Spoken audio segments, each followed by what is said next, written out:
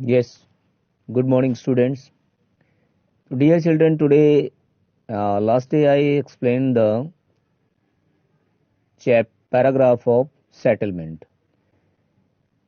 Today I am going to explain the major means of the transport. So, transport means I already explained in first video. Now, this second video, you will understand the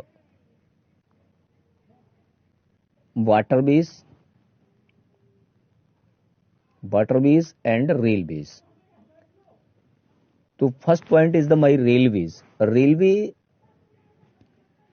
railway carry heavy goods and people over long distance.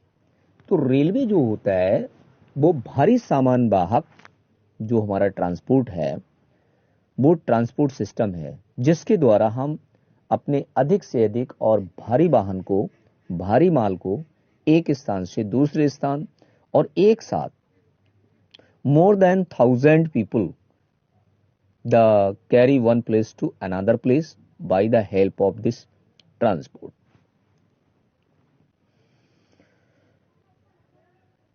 So, this transport is saying the railways carry heavy loads, goods and peoples over long distance quickly and cheaply. Cheaply मतलब सस्ते rate पर यानी कम ticket पर यानी कम rate पर और सुगमता से हर एक व्यक्ति को लंबी दूरी तक पहुंचाया जा सकता है या इस ट्रेन ट्रांसपोर्ट के द्वारा एक स्थान से दूसरे स्थान व्यक्ति अपने माल अपने सामान और खुद लंबी दूरी तक एक सस्ते किराए पर से जा सकता है।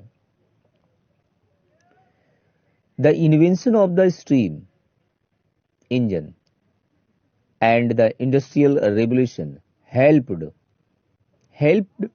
in the speed development of the rail transport.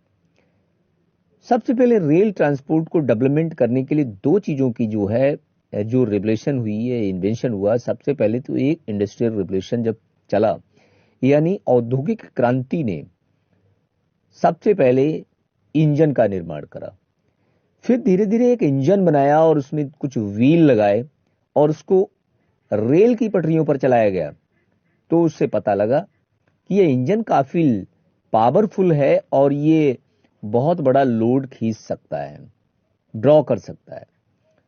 फिर भाई वो इंजन का निर्माण हुआ और देखा गया है कि हमारी जो टेक्नीशियंस थे उन्होंने उसको रेल पर चलाया। रेल पर चलाने का मतलब लौह पर चलाया, जिसको हिंदी में आज जो मैं और बता देता हूं कि रेल की जो हिंदी है उसको लौह पथगामिनी कहते हैं।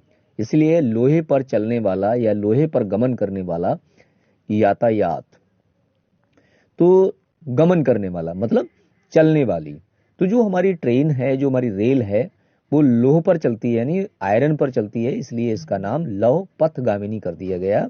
गमन करने वाली लोहे के रास्ते पर चलने वाली या गमन करने वाली एक जो ट्रांसपोर्ट है वो सिंगल एक रेल है जो आज तक उस पर किसी प्रकार का कोई टायर और किसी भी प्लास्टिक का कोई भी यूज नहीं किया गया है।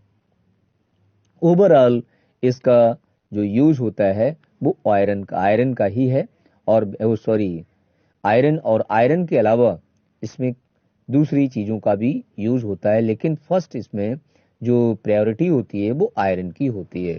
आयरन की व्हील, आयरन की रेल, आयरन का ट्रैक, आयरन का सब कुछ ओवरऑल आप देखते हैं। कभी रेल ट्रैक पर पहुंचे तो उसमें आपको अधिक से अधिक आयरन का ही सारा सामान मिलता है। इसलिए आयरन को लौह कहा जाता है और लौह पथगामिनी मतलब लोहे के पथ पर चलने वाली आगमन करने वाली जो हमारा यातायात है उसको रेल कहा जाता है। सो इसने जो है इस ट्रांसपोर्ट में काफी डेवलपमेंट किया। Diesel and electric engine have largely replaced in the steam engine and the places super fast trains। आज आप देख रहे हैं कि कुछ ट्रेनें डीजल से चलने वाली हैं और number of trains they run on the rail by the help of power यानी बिजली से चलने वाली, और जो बहुत तेज चलने वाली सुपरफास्ट ट्रेनें हैं इनका उसके द्वारा आप जर्नी जो कभी 1 घंटे में तय करते थे, आज वो जर्नी आप 15 मिनट यानी 15 मिनट्स में तय हो जाता है। The railway network is well development over the plain area. जो रेलवे का जो विकास हुआ है, रेलवे का संचालन हमारे प्लेन एरिया में बड़ी सुगमता से किया जाता है। यानी जो हमारी प्लेन एरिया है, उत्तर भारत का हमारा जो हमारा मैदानी भाग है, उसमें आपको रेल नेटवर्क का जो है बहुत बड़ा नेटवर्क मिलता है, जहां क्योंकि प्लेन एरिया में रेल डेवलपमेंट करना बहुत आसान होता है। Advanced the technology skill have enabled laying of the railways lines in the difficult mountain terrains also, but these are much fewer in the number of Indian railway network as well development. It is largest in Asia, right? Next point आता है हमारा, next जो transport है waterways. It is the cheapest and oldest transport of the world. संसार का सबसे सस्ता और सबसे पुराना यातायात माना जाता है। बताया जाता है कि मनुष्य ने जब ट्रांसपोर्ट में यानी किसी साधन किसी एक देश से लंबी दूरी पर जाना शुरू किया तो सबसे पहले वाटरवेज का ही यूज किया था। You have already learned to the sense of the earliest days waterways were used to transportations. Waterways are the cheapest for carrying heavy and bulky goods for long distance.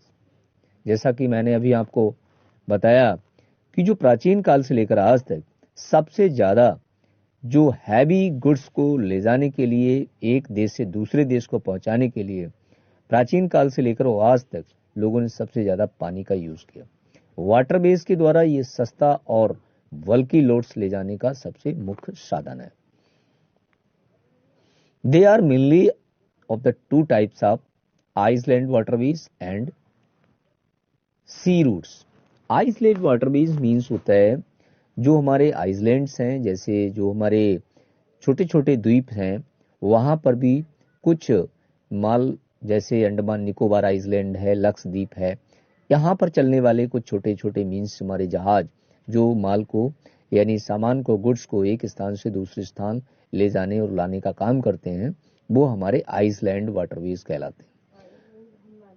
कुछ आते हैं sea routes. Sea routes means long distance, means India to America, India to England, India to Japan, India to Sri Lanka, India to Pakistan, India to Bangladesh, यदि आदि देशों से सामान जाने के लिए, यानी कई देशों के जो हमारे एक देश के दूसरे देश के बीच में कुछ बड़े सागर महासागर पड़ते हैं, तो उनको क्रॉस करने के लिए एक देश से दूसरे देश को कांटेक्ट करना और उसका जो गुड्स है वो लाना ले जाना, ये काम जहाजों के द्वारा होता है। तो जो लंबे रूट के लिए उसको सी रूट कहा जाता है। Navigators rivers and lakes are the use and Iceland waterways. Some of the important Iceland's waters are the Ganga Brahmaputra river systems, the Great Lakes in the North America, and the river Nile in the Africa. Sea route and the economic routes are the mostly used transporting and merchandise the goods from the country another, and these routes are the connected with the port, and these of the important routes port of the world are Singapore, Mumbai, Asia. Network is Los Angeles in the North America, Rio de Janeiro, the South America, and Bourbon in Durban and Cape Town, America, this Sydney and Australia, London and Rotterdam in Europe. Can you name the some more important the words? So dear children, today's you will write the 3 or 4 questions from these paragraphs, find out and write in your SST notebooks, right? Okay, thank you.